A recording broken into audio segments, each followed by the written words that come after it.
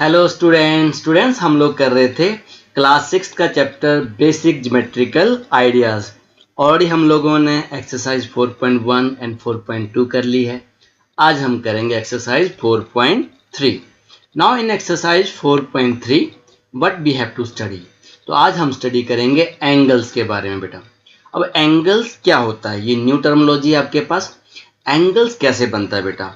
Angles हमारे पास जब हम किसी रे को, सपोज ये आपके पास रे है, ये आपको रे दिख रही है, इसी रे को अगर मैं इस पॉइंट से, सपोज ये मेरे पास रे है और इसको मैं ऐसे मूव कर रहा हूँ, इसको रोटेट कर रहा हूँ इन एनी डायरेक्शन, किसी भी डायरेक्शन में आप मूव कर सकते हो, तो हमारे पास ये एंगल फॉर्मेशन हो रही है बेटा।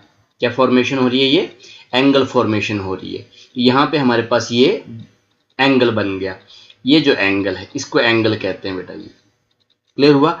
अब इस एंगल का क्या होता है बेटा, ये बनता है टू रेज के साथ, और इसकी एक प्रॉपर्टी है कि इसका कॉमन पॉइंट एक ही होता है। इसको हम कॉमन इनिशियल पॉइंट बोलते हैं। ये वाला कॉमन इनिशियल पॉइंट है और ये टू साइड्स के बीच में होता है। जैसे इसको हम ऐसे बोल लें ए और इसको बोल दें बी, तो ओ ए एंड ओ बी हमारे पास रेज हैं, इनका इनिशियल पॉइंट ओ है और two rays O A and O B के बीच में, इसी को हम क्या बोलते हैं बेटा? एंगल्स बोलते हैं।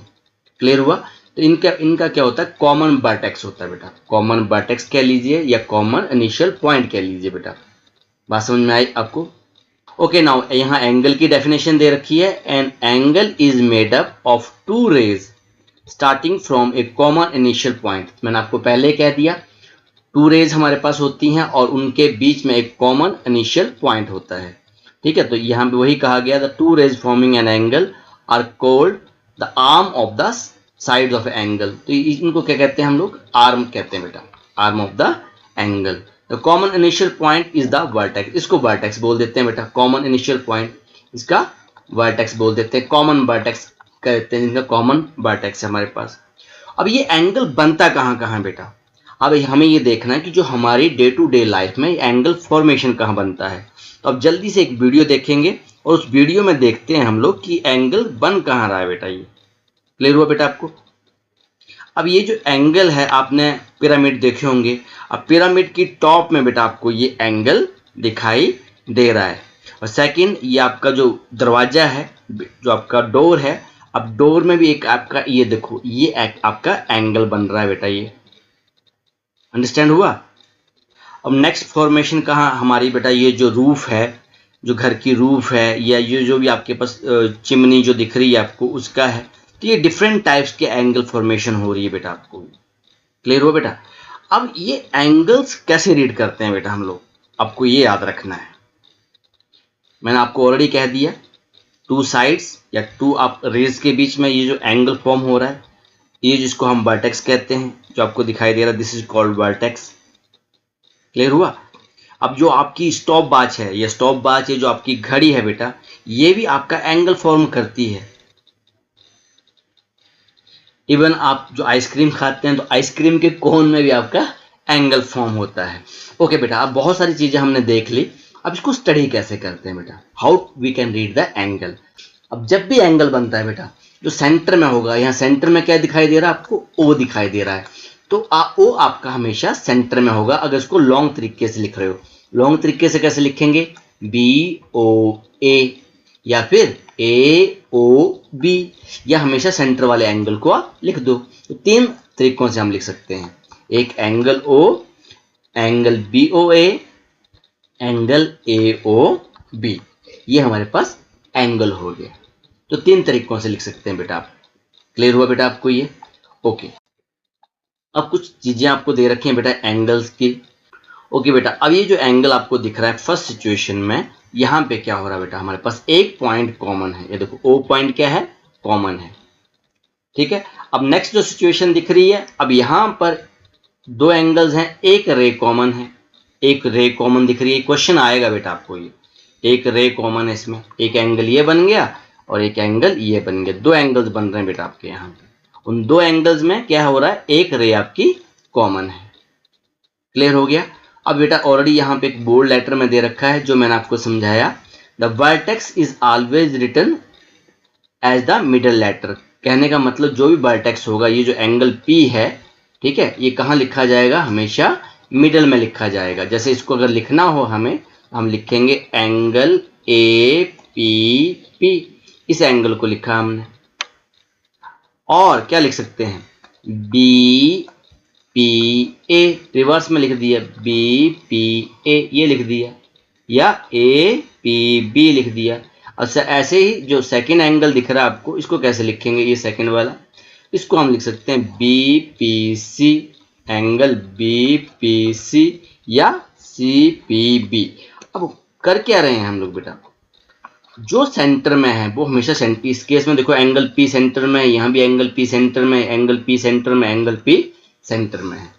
क्लियर हुआ बेटा आपको? तो उस केस में आप लॉन्ग मेथड से लिख सकते हो, बिकॉज यहाँ पे जो आपका एंगल जो कॉमन आर्म है वो शेयर हो रही थी, तो आपने लॉन्ग मेथड से लिखना है। अब जब आपके पास कोई अकेला अकेला पड़ा है तो इसको ऐसे ABCD, तो आप इसको बोल दो angle A, angle B, angle C, angle D, तो आप अकेला अकेला भी लिख सकते हो। क्लियर हुआ बेटा? अब जल्दी से एक्सरसाइज के क्वेश्चंस करते हैं। ओके बेटा, नाउ इन एक्सरसाइज 4.3, अब यहाँ पे name the angles in the given figure.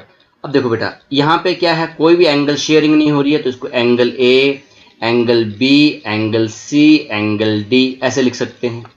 Angle A, angle B, angle C and angle D।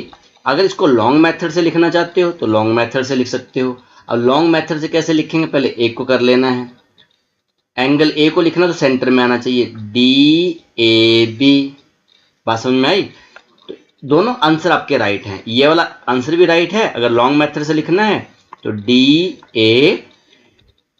कौन सा एंगल आया बेटा, एक A एंगल की हमने बात की है। अगर एंगल B को लॉन्ग मेथड से लिखना हो तो क्या लिखेंगे बेटा, ABC। अब एंगल B सेंटर में आ गया, ठीक है, यहाँ लिखेंगे, कॉमा लगा लिया, एंगल ABC। अब ये एंगल B की बात हो रही है।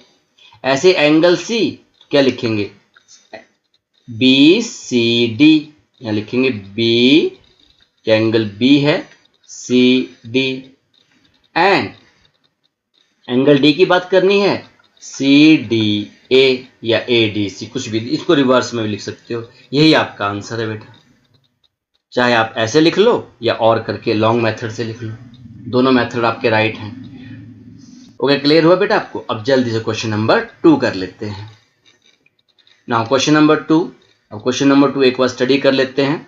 In the given diagram name the point A in the interior of angle DOE। सबसे पहले ये एंगल ढूंढना है आपको, ये एंगल है कहाँ पे बेटा, तो इसको मैं अलग कलर से आपको दिखा देता हूँ। D कहाँ पे गया बेटा, आपका D है, ये DOE आपको दिख रहा होगा बेटा ये।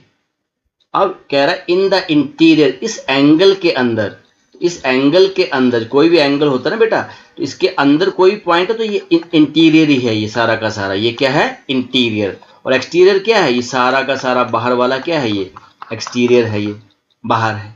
आपको पूछ रहा है इस एंगल के कोई अंदर कोई पॉइंट दिख रहा है आपको, तो देखो बेटा जल्दी से, कोई पॉइंट दिख रहा है आपको, तो कौन सा पॉइंट दिख रहा है यहाँ पे, ये कौन सा पॉइंट है, ये देखो पॉइंट A। पॉइंट हमने लिखना सीखा था बेटा, पॉइंट A। क्लियर हो गया बेटा? नाउ बी पार्ट, अब बी पार्ट स्टडी कर लेते। In the exterior of EOF, अब देखते हैं बेटा EOF, इसको मैं इस कलर ग्रीन कलर से कर देता हूं, EOF, इसके बाहर चाहिए बेटा EOF। अब इस एंगल के बाहर, इस एंगल देखो ये एंगल है बेटा, इसके बाहर देखना है, इसके बाहर देखना है, तो बाहर, अब ये भी बाहर है, ये भी बाहर है, सारा का सारा, ये सारे के सारे पॉइंट बेटा बाहर ही हैं। अंडरस्टैंड हो रहा है?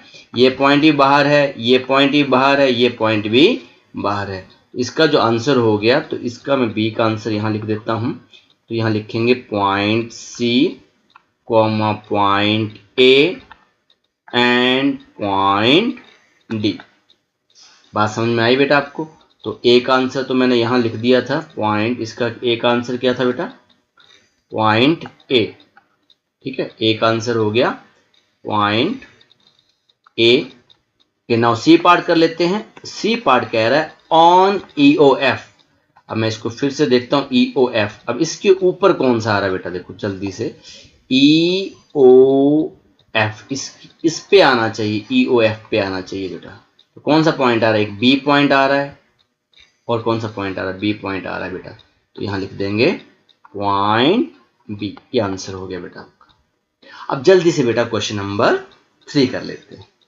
क्वेश्चन नंबर 3 अब कह रहा है draw rough diagram of two angles such that, दो एंगल्स आपको बनाने हैं। फर्स्ट ए पार्ट, एक एंगल मैंने ये बना लिया बेटा, ठीक है, ब्लैक कलर से, और एक एंगल ये बना लिया। आपको समझाया था एंगल यहाँ किससे बनता है बेटा, ये रे से बनता है हमारे पास, और एक कॉमन क्या होता है हमारे पास, वर्टेक्स कहते हैं, कॉमन पॉइंट कहते हैं, ठीक है। तो एंगल्स बना लिए बेटा हमने, तो यहाँ पे नेमिंग कर लेते हैं इसको AOB, इसको B बोल देते हैं, और BO इसको बोल देते हैं C, ठीक है। So one point in common, अब एक पॉइंट कॉमन है, तो क्या पॉइंट कॉमन है बेटा इसमें, इसकी फिगर तो यही बन गई हमारी, ये ए की फिगर बन गई बेटा आपके पास। कौन सा पॉइंट कॉमन दिख रहा है हमें, ओ पॉइंट क्या दिख रहा है इसमें, कॉमन दिख रहा है बेटा, ठीक है। ए की आपकी यही डायग्राम बन गई। ओके नाउ बी पार्ट, अब बी पार्ट कह रहा है टू पॉइंट इन कॉमन। अब बी आपको कह रहा है टू पॉइंट इन कॉमन, बेटा यही बी पार्ट कर देता हूं मैं इसी में। अब इसी में कह रहा है एक पॉइंट कॉमन था बी पार्ट, अब एक पॉइंट और ले लो बेटा, यहां पर एक पॉइंट इसी पे ले लो। अब कितने पॉइंट कॉमन हो गए बेटा, पहले तो एक पॉइंट कॉमन था ओ, अब एक पॉइंट और नेमिंग कर लो इसकी, तो इसकी नेमिंग हम कर लेते हैं, इसको कर लो ABC, अब इसको कर लो D, ये आ गया। अब कह रहा है 3 पॉइंट, अब दो पॉइंट कौन कौन से कॉमन हो गए, एक O पॉइंट कॉमन हो गया, एक D पॉइंट कॉमन हो गया। अब नेक्स्ट कह रहा है 3 पॉइंट इन कॉमन, अब बेटा एक पॉइंट और ले लो इस पे, ये आसानी है, ठीक है।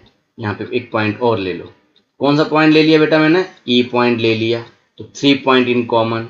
अब D पार्ट, अब ये सभी मैं चेंज कर रहा हूँ बेटा, ये हमारा कौन सा पार्ट हो गया, 3 पार्ट वाला, तो ये C पार्ट हो गया, ठीक है। नाउ D में कह रहा है 4 पॉइंट इन कॉमन, तो D में 4 पॉइंट कॉमन, एक पॉइंट और ले लो बेटा, यहाँ पे अलग कलर से मैं यहाँ पॉइंट ले लेता हूँ, चलो यहीं ले लेता हूँ, कोई पॉइंट कहीं भी ले लो आप। तो DF ले लिया हमने, तो यहाँ पे 1 2 3 4 पॉइंट इन कॉमन, तो ये D पार्ट भी हो गया। नाउ E पार्ट कह रहा है 1 रे इन कॉमन, तो इसी पार्ट को बेटा देखो, यही सेम फिगर को देखो, ये सेम फिगर आपकी वही बन जाएगी। 1 रे कह रहा है, तो रे तो ऑलरेडी कॉमन है ही बेटा, देखो इसमें 1 रे इन कॉमन, इसको O कर लिया, तो ये तो A ही था, और ये वाला आपका B था, और ये आपका C है, ठीक है। कौन सी रे कॉमन है, ये वाली रे कॉमन है आपकी, 1 रे O भी कॉमन है। तो एक ही फिगर से आपका ये क्वेश्चन नंबर 3 हो गया बेटा। तो इसी के साथ बेटा ये जो एक्सरसाइज है 4.3 और ये जो चैप्टर है बेसिक ज्योमेट्रिकल आइडिया, जो चैप्टर 4 था, ये भी आपका कंप्लीट हुआ। तो आज के लिए इतना ही। Okay, thank you very much.